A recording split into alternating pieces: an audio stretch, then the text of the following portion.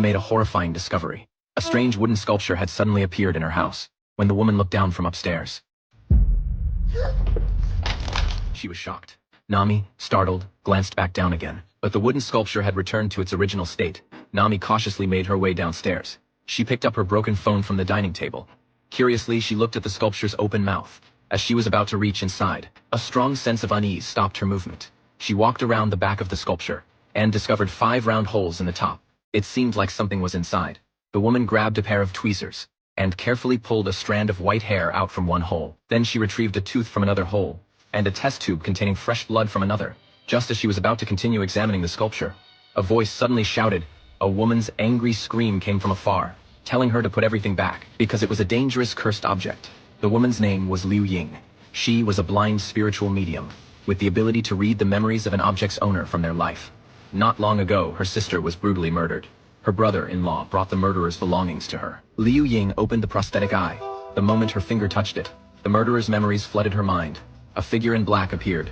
Liu Ying finally understood the truth behind her sister's death. She walked toward the warehouse where the objects were stored. This was where the most dangerous forbidden items were kept, especially the wooden box on the floor. Inside was the most dangerous cursed object in her collection. Liu Ying took it to her brother-in-law's house. Nami was his new girlfriend. Her brother-in-law left for work on a night shift. Nami felt repulsed by the gift Liu Ying had brought. She didn't want to stay in this house anymore. She went to the door to find the car keys, but realized the keys hanging on the wall were missing. She searched every corner but couldn't find them.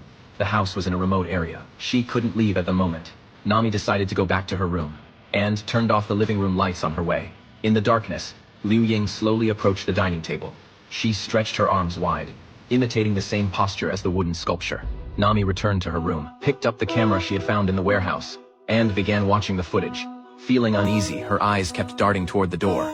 She tried to calm herself and continued watching the video, when suddenly, a pale face appeared on screen. Nami jumped in fear and threw the camera out of her hands. Immediately, a shadow appeared under the flash of light, and it was shouting, "Run!" Panicked, Nami rushed downstairs, wondering if everything happening was just a hallucination. Until she heard footsteps approaching, she grabbed a dagger for protection and tried to wake Liu Ying, who was asleep. Just then, the wooden box behind her suddenly closed. The sound made Nami shudder with fear. She raised the dagger and approached the box. She opened the box and found the car keys inside. Nami grabbed the keys and ran out of the door. The unknown fear clouded her mind. The lights in the room went out again. A floating head appeared from the darkness. Terrified, Nami immediately jumped into her car and fled the village.